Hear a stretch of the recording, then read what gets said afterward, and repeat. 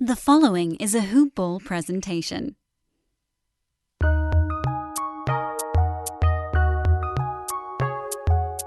Welcome to the Fantasy NBA Today podcast.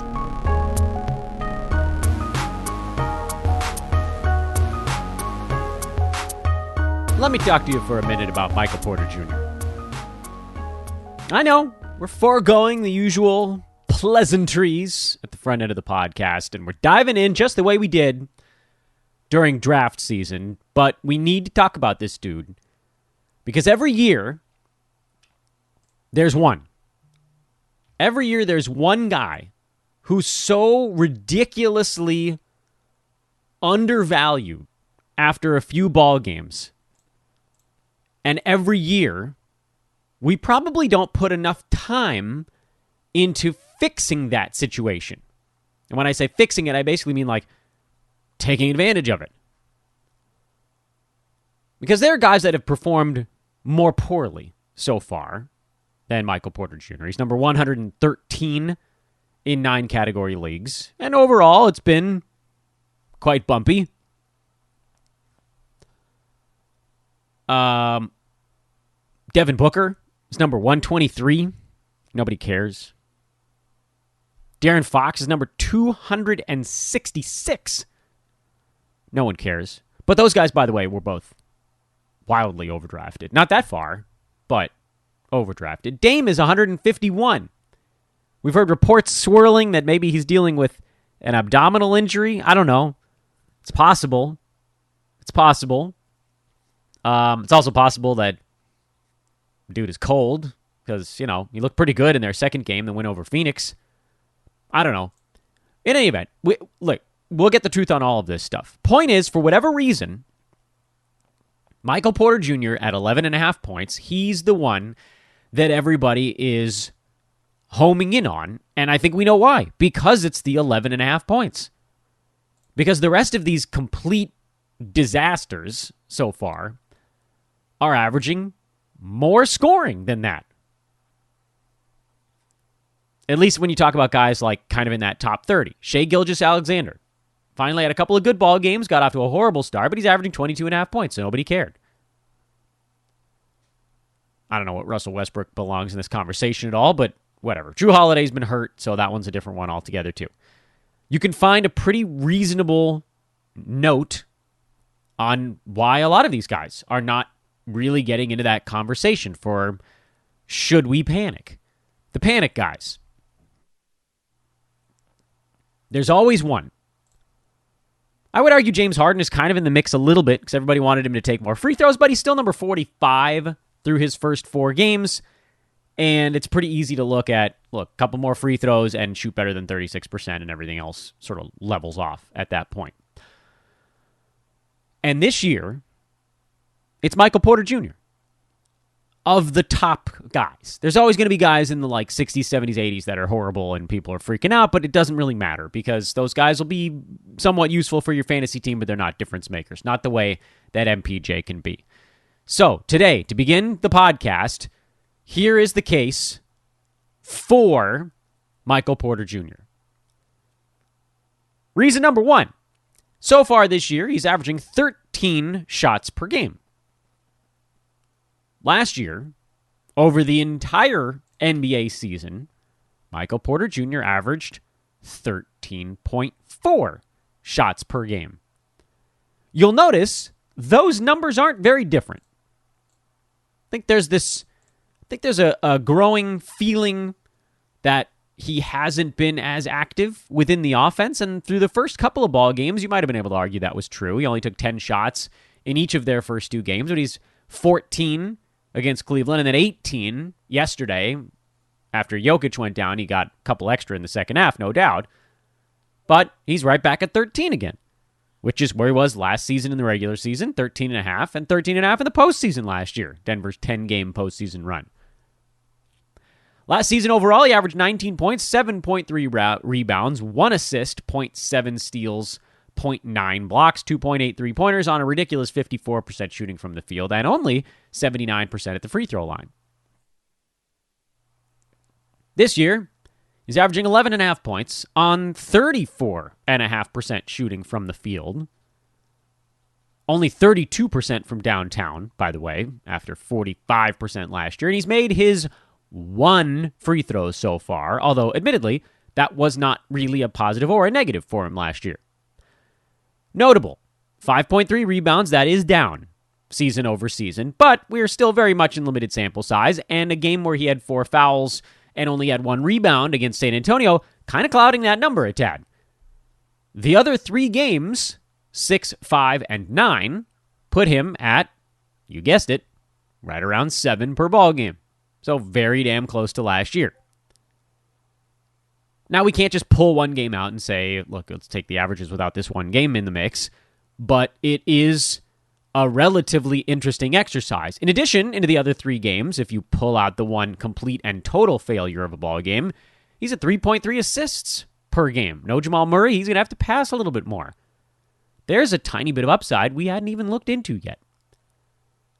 He's only blocked 1 shot in 4 ball games after averaging about a block per game last year. That probably comes up. He's got 6 steals in 4 ball games. That probably comes down. Fine, let's call those a wash. All you really need to know is that over his last 2, he's averaging 16 shots, 3 threes, only 12 points, because he's 9 for 32 in those games. You should be saving for the future, but savings accounts suck, and investing can be scary. We combine the ease of savings with the real returns of investing. We call it Save Vesting, and it's only available in our new app, Stairs. Stairs offers 4 to 6% returns, no fees, and you can withdraw anytime. Do your future a favor. Visit StairsApp.com today. Let's just, because we want to make this discussion as complicated as possible. Because we want to make this argument as hard to accomplish, that's a better way to phrase it, as possible. Let's assume that every shot he's not making right now is only a 2-pointer. We know that wouldn't be true in the real world, but let's assume that's what's happening right now. Last season, shooting 54% on 32 shots, he would have made 17 of them. Over his last 2 games, he's made 9. We're talking, effectively, his scoring being sliced in half merely by field goal percent. Nothing else at play in these last 2 ball games. He is right on his marks from last year in his last 2 games. One that was half without Jokic, admittedly, again. And even if you look back at that first ball game where he shot the ball better, 15, 6, and 5 with 2 steals, I think we'd all be fine with that kind of fantasy line if it happened all year on 60% shooting. Assuming he probably takes an extra shot or 2 in a ball game like that anyway. But over the last 2 ball games, if you just adjust for him making 8 extra shots, not even going to give him the full 9, 8 extra shots, his 24 points over those games becomes 40. Again, assuming they're only 2-pointers. Forget for even a moment the notion that one of them might be a 3-pointer. Now he's at 27 and 2.5, with 1.5 steals, half a block, and 3 3-pointers per game. You know what 20 points, 7 boards, 2.5 assists on 50-some-odd% shooting is? A top 25 basketball player. How do you go and get him, then, if you actually believe the argument I'm selling you today, which I think you should?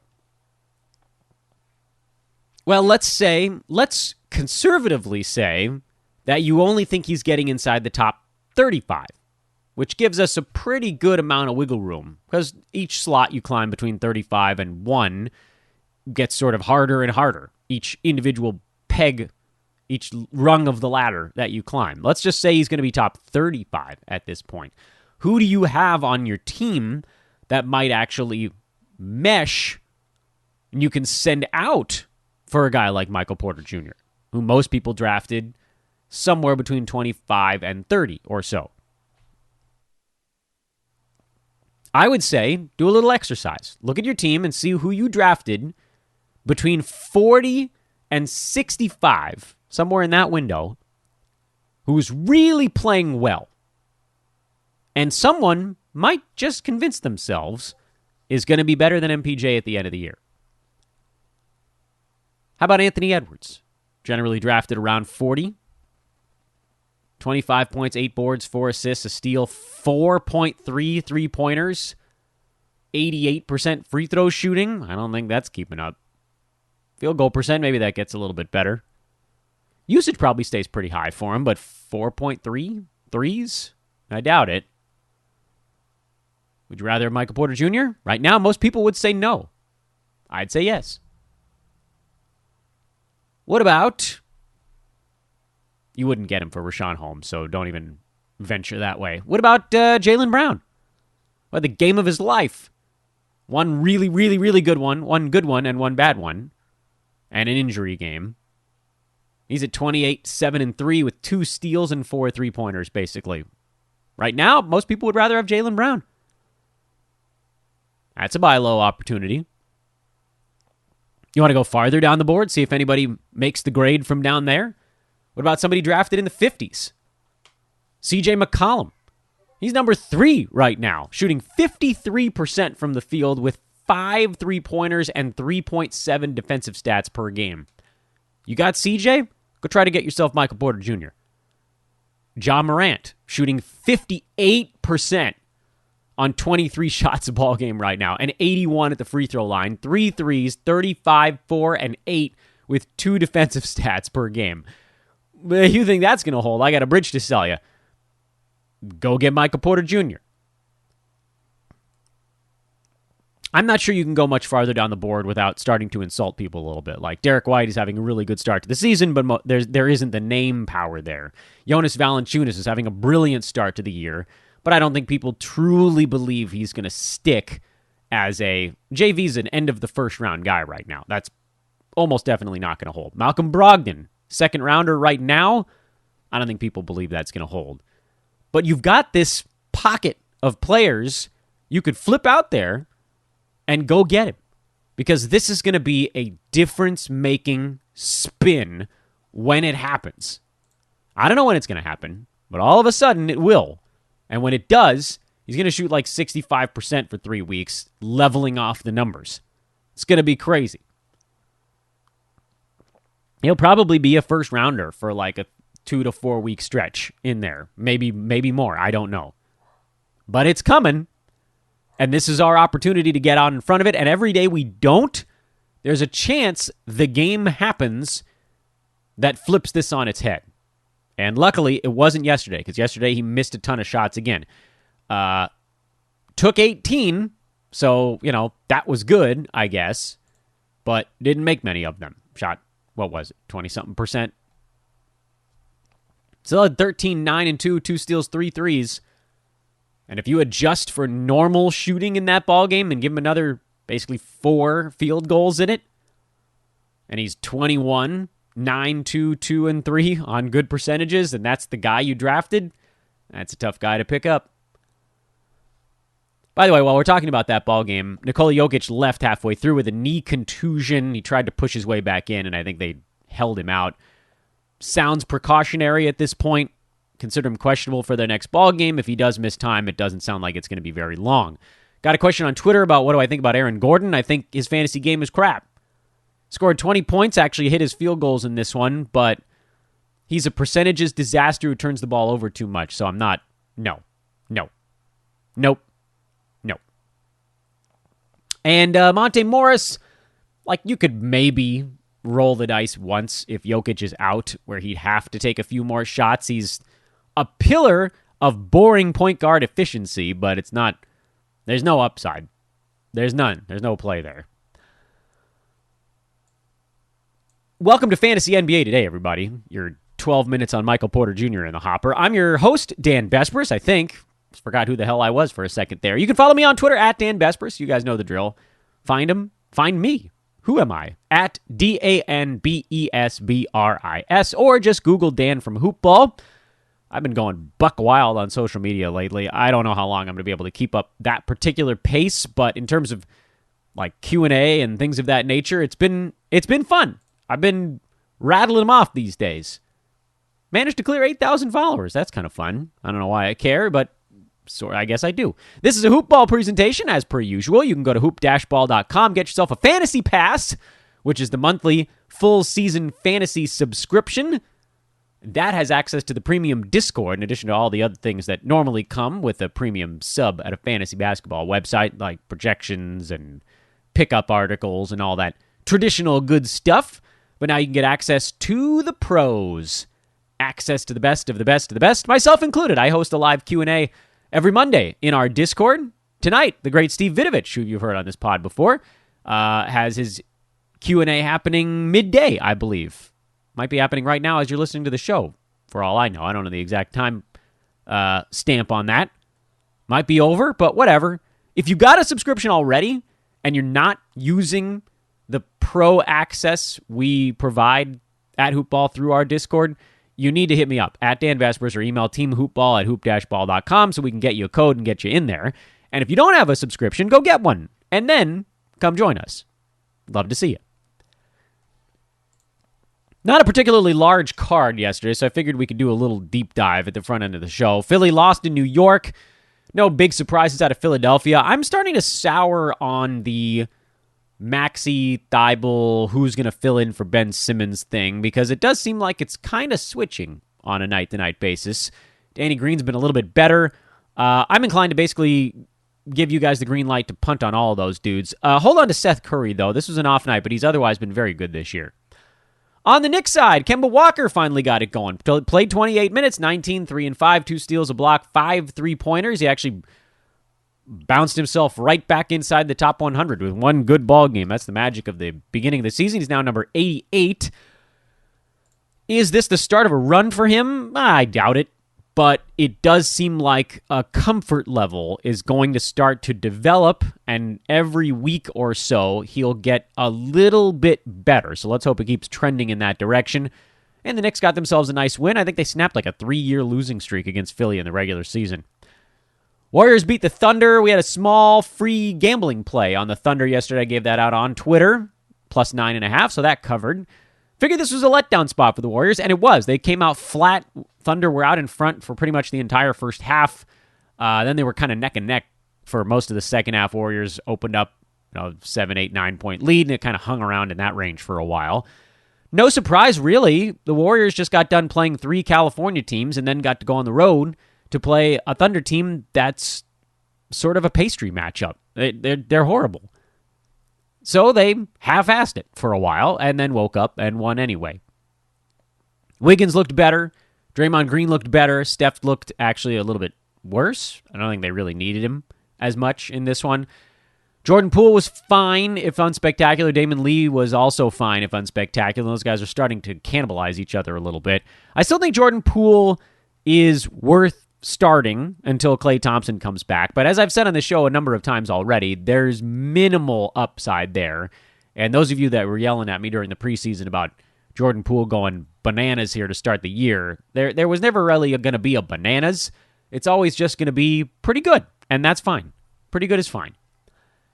Shai Gilgeous-Alexander, that's 2 good ones in a row now. Josh Giddey had 7, 9, and 4 with a steal, a block, and a 3-pointer. Managed to not really screw up the efficiency stuff too much. 3 for 10 shooting wasn't good, but it doesn't kill you. And only 2 turnovers as well, so that one is a stomachable line from him. And that's stomachable works right now. Digestible works. We're not expecting anything big from him for at least, I would say, another 5 or 6 weeks. There's the big front end of the season learning curve for young guys, and if you can stick with it, stick with it. If you can't, you can't.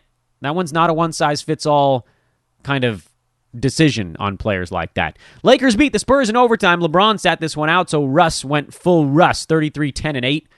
3 steals, a 3-pointer, which provoked me to tweet, is Russell Westbrook just a LeBron handcuff this year? Because this is crazy good, and then when LeBron's in there, he's been outside the top 200.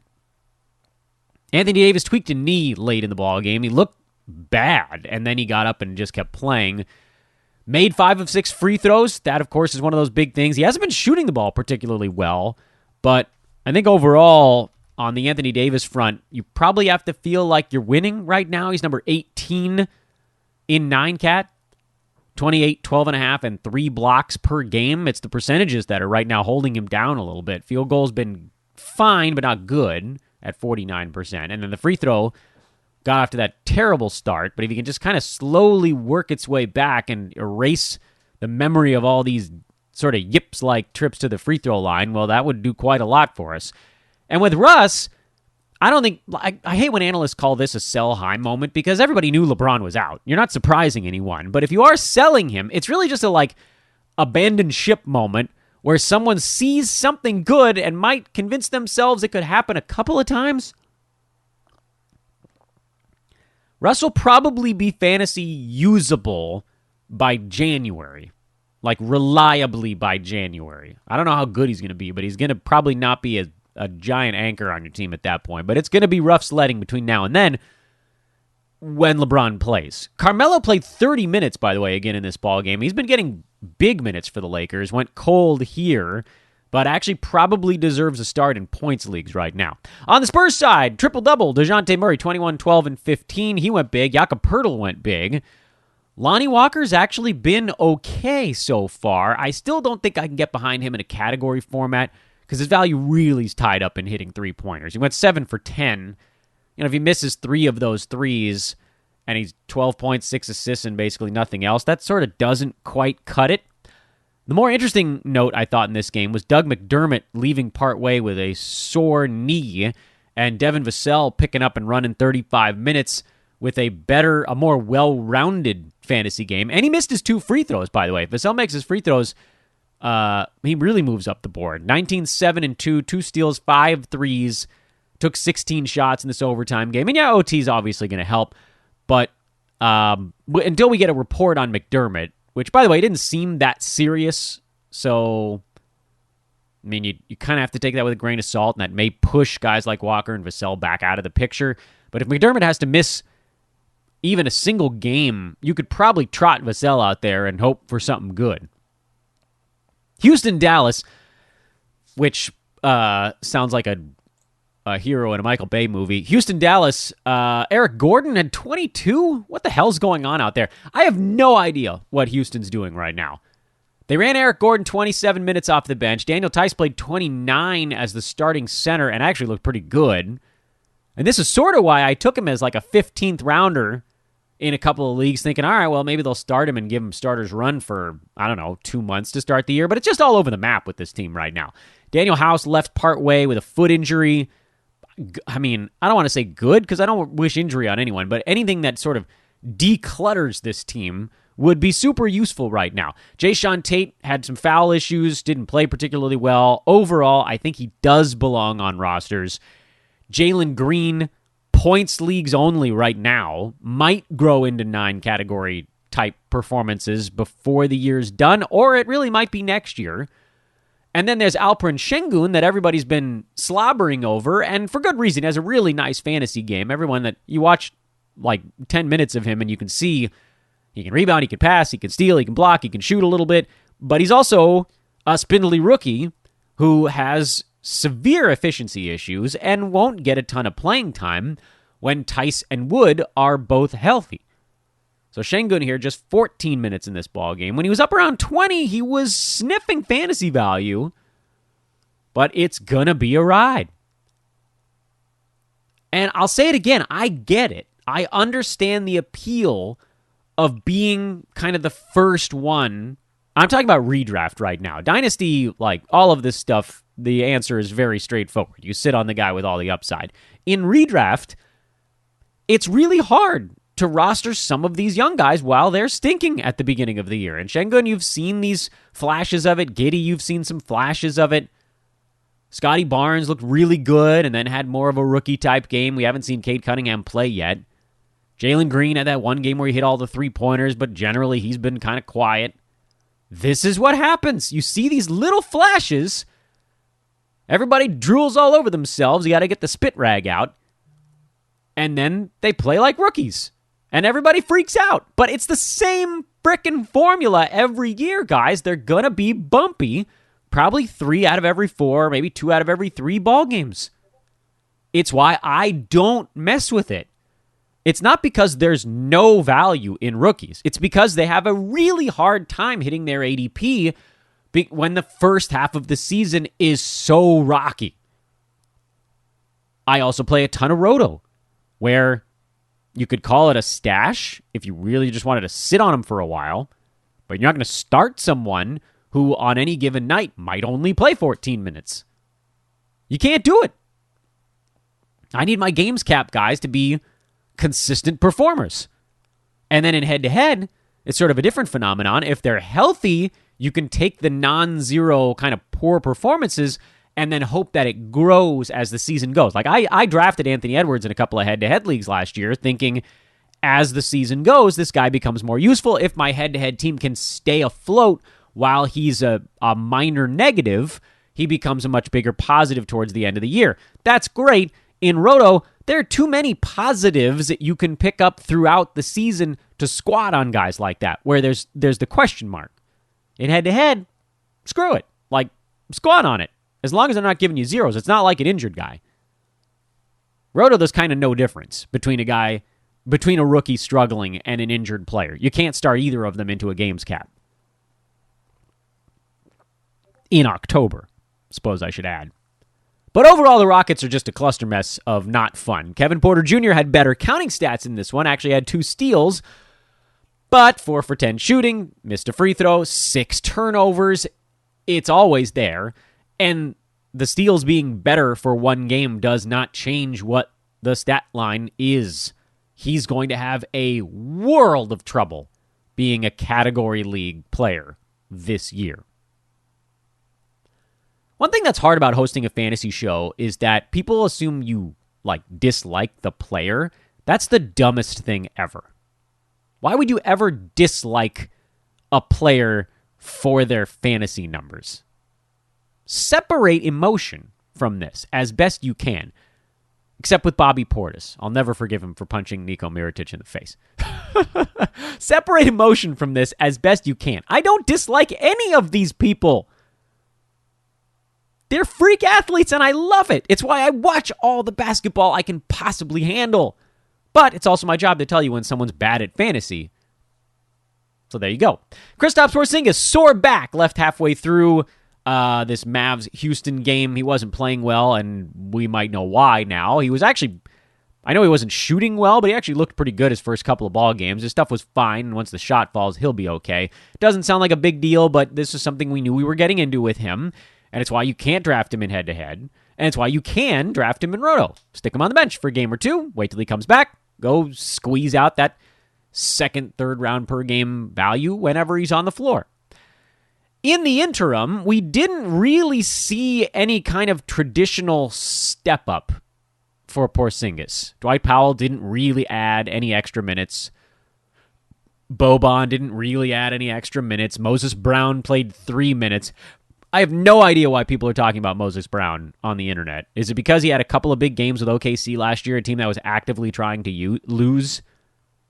Maxi Kleber, I guess he saw a little bit more time. He's been marginalized a tad this year.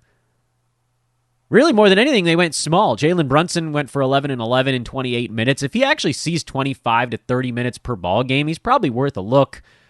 I mean, he's definitely worth a look in points leagues in that amount of time. He might squeeze his way into 9-cat in that, but he doesn't get steals. He doesn't really take threes. He's mostly points on good field goal percent, although the assists were a pleasant surprise in yesterday's ball game. And then Dorian Finney-Smith, people are going to see 6.6 boards and think it was a disaster of a night. He was 1 3-pointer away from having, I think, a really good fantasy game. Take this line and add 1 3-pointer to it. Instead of going 2 for 7 from the field, have him go 3 for 7 from the field and make that one a 3-pointer. Then it would have been 9.6 boards, an assist and a 3, and 3 blocked shots. That's a really good fantasy line. So I actually like DFS. I still think he's going to be an underrated. He's going to be like new Danny Green this year. No one's going to talk about him the whole year. And we're going to look up on the last day, and he's going to be number 89 per game. And he's going to play in 77 out of 82 games. He's going to be like a top 65 guy by totals. Mark it today, October the 27th. I told you Dorian Finney-Smith, number 65 by totals this year and 89 by averages. There's my ballsy call on a fringe player today. Anyway, pick him up. He's super boring, but pick him up. I keep forgetting to do it, actually, myself. Now that I'm monitoring like 15 freaking fantasy leagues, I can't keep up anymore. We already talked about that last ball game. Nothing of major note on the Utah side. Hassan Whiteside has actually been sniffing fantasy value so far in about 17, 18 minutes of ball game. He got ejected in this one in a little kerfuffle. Rudy Gobert played an extra, 3-ish minutes over what they'd want him playing. Had one of his brutal free throw games, which, that's going to come from time to time. But otherwise, the Jazz are the Jazz. Donovan Mitchell, habitually overdrafted. He's just not that guy. There's no part of his game that's going to elevate. He's not going to change field goal percent from 44 to like 49 one year. There's just nothing left. All he could do is add more volume, and they generally don't need that when Conley, Ingles, Clarkson, Boyan, Rudy Gobert, all those guys are healthy right now. I don't know. Again, I don't dislike Donovan. I just don't understand why he gets drafted at 25 when his per-game upside is 40. Totals upside, yeah, maybe he gets there, but shouldn't you be hunting for those guys that can go per game and totals above the mark? And then settle if you can't? Which is kind of what happened to folks in that like 22 to 29 range. There weren't many guys where you're like, well, this guy could beat this per game. But I still would have looked at like Chris Paul beforehand. He could go above that per game, even if you don't think he will. Inside the top 25 for CP3 per game is very doable. Donovan Mitchell, I don't think there's any chance he's a top 25 per game guy. Don't talk to me about totals right now. I don't think there's a chance he's a top 25 per game guy. You know who's number 25 per game at this exact moment? Christopher Paul. You know who's number 26 and hasn't even looked that good? Jaren Jackson Jr. Kid's shooting 34% from the field, and he's number 26 right now. 15 points, 6 boards, 2.7 threes, 2.33 blocks. And he's made every free throw he's taken so far, which I believe is 14 for 14. Okay, so that won't hold. But he's a good foul shooter regardless.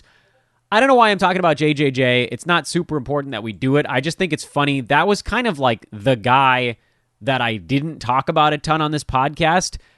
And I don't regret it because I wanted to get through my big cash leagues 2 weeks before the season started, before I revealed that he was kind of my favorite post-type guy on the board.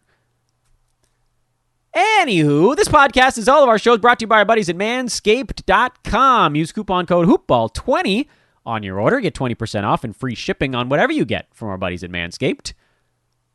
Be it the lawnmower, that's their traditional sideburn trimmer, or just trimmer, I guess is probably the name for it. Got a couple of attachments for length. Got a light. Got pinch-free technology. Don't pinch. Be done with that nonsense. Got the weed whacker. That's what they call the ear and nose hair trimmer. I'll admit, I still don't really know how to use that. And when I do, that's when you'll know that I've really crested on the age curve. Straight razor, triple blade razor, boxers, shirts, lotions, powders, all that good stuff. Everything. 20% off, free shipping, coupon code HoopBall20. Go to Manscaped.com right now in the middle of this podcast and think about your personal grooming and then do it. Yeah. Put out a recruiting call, by the way, on Twitter today for all sorts of recruiting. And a few of you have already hit me up in reply. I will answer them eventually today, I promise. Just got a lot of things on the docket. We're looking for a couple of really critical things. First of all, we are looking for someone to host Today in Sports Betting. It's already a pre-established, romping podcast we have here at Hoopball. Over on the gaming side, we need a full-time host for Hoopball Gaming to work with our amazing crew of analysts. I can also link said person up with analysts from all across the gaming industry from my time doing it many years ago. And it's a catbird seat on an unbelievable pod that we want someone with all the passion in the universe to work on growing for us here. So if you have interest in that and you're into sports betting and you're into doing interviews on pods, because it's a lot of interview on those, hit me up at Dan Besbris on Twitter, DanBesbris, or email teamhoopball@hoop-ball.com.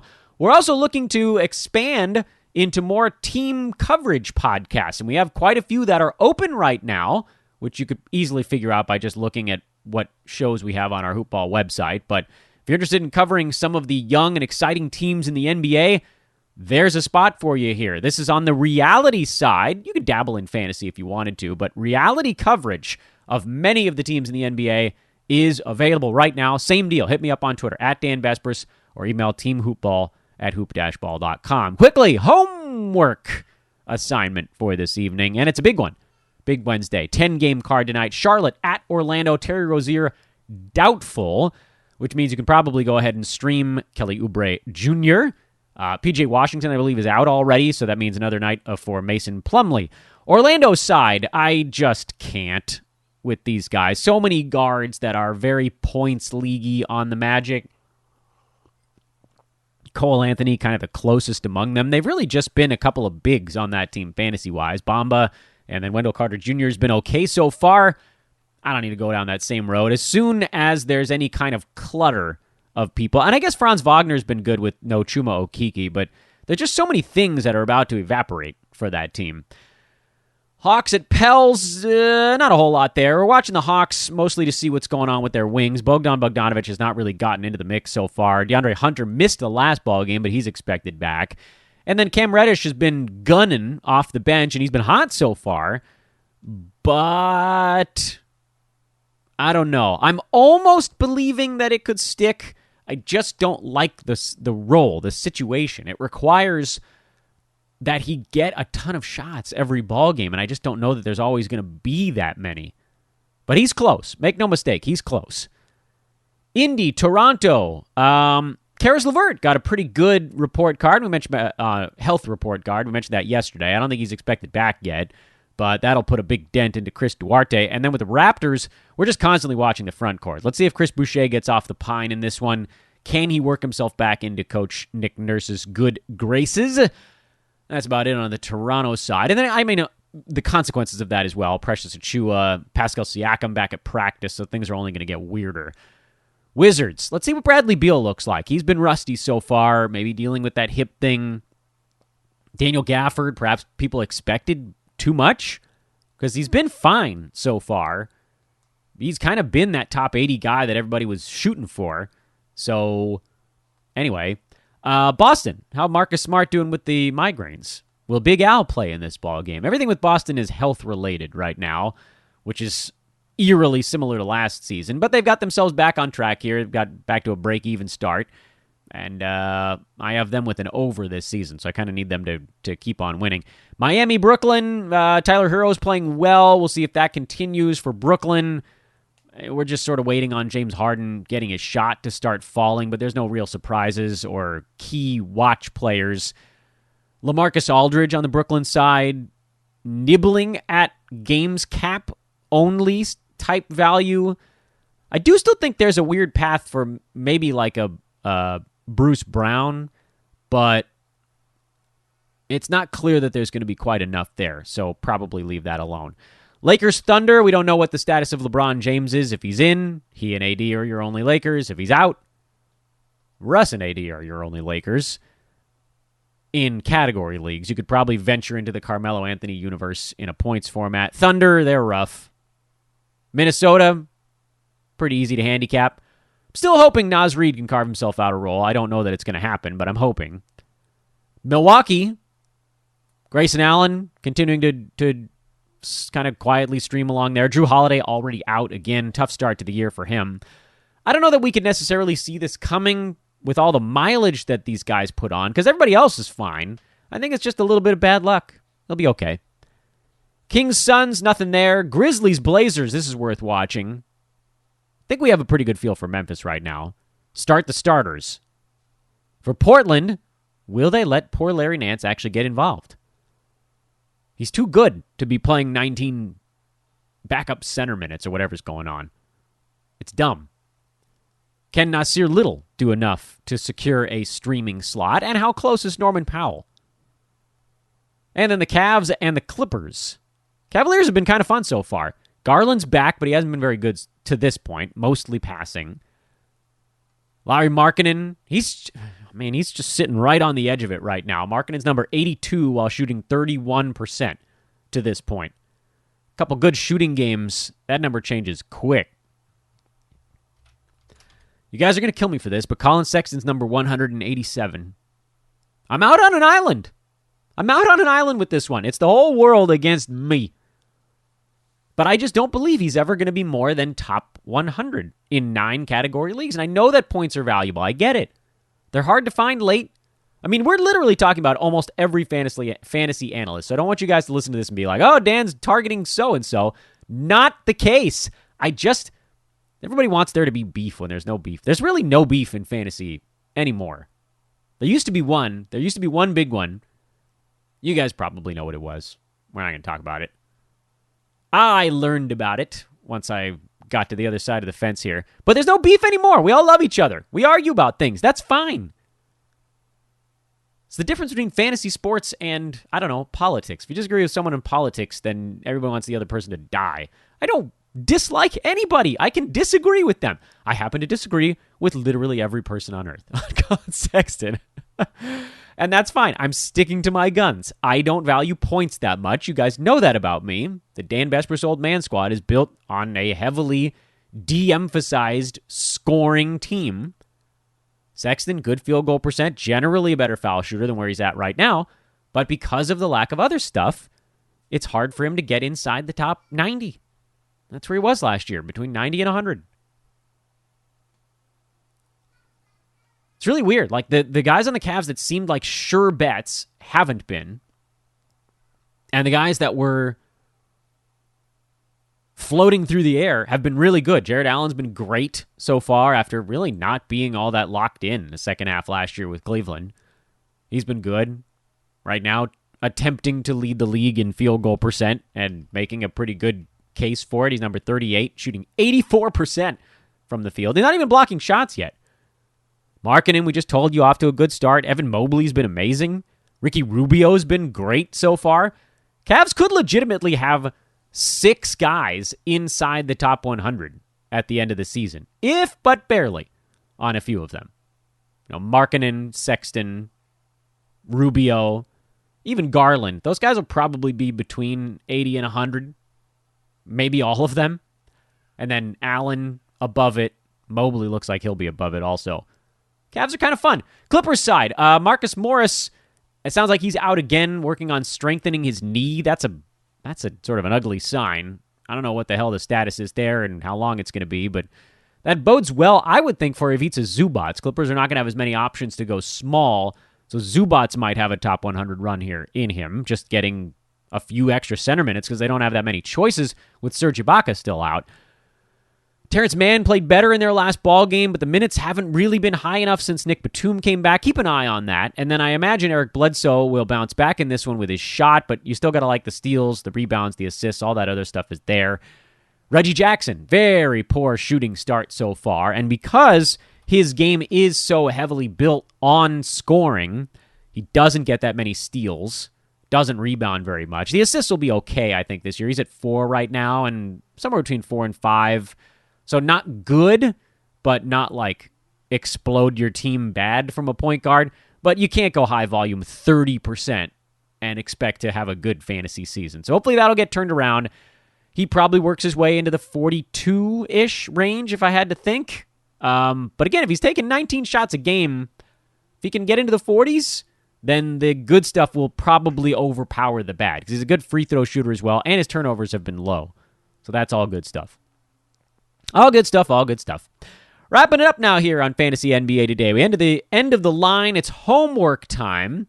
Which games tonight must you watch? Cavs Clippers feels like a pretty good homework assignment, but it runs almost at the same time as Grizzlies Blazers. I want you guys paying attention to the Blazers with no Powell and the Larry Nance stuff. I'd like you guys paying attention to the Clippers and the Cavs because they're still kind of not fully solved situations occurring with those teams. And then Toronto, way back on the early card, is the team worth paying attention to. So Toronto, Portland, and the late game. If you can figure out a way to pay close attention to those 4 teams, that's your homework, and we'll recap it tomorrow when hopefully I don't have to do a 12-minute rant to start the show, but whatever. You guys said you liked the opening rant. Hey, please do drop a 5-star review on the pod if you have a moment. And again, hit me up if you're into the recruiting deal. It's going right now here at Hoopball, at Dan Vespers on Twitter. I will see you on social media between now and tomorrow, and then tomorrow you can listen to me yell into the void again for 45 minutes. This is Fantasy NBA Today. Have a great today, everybody. So long.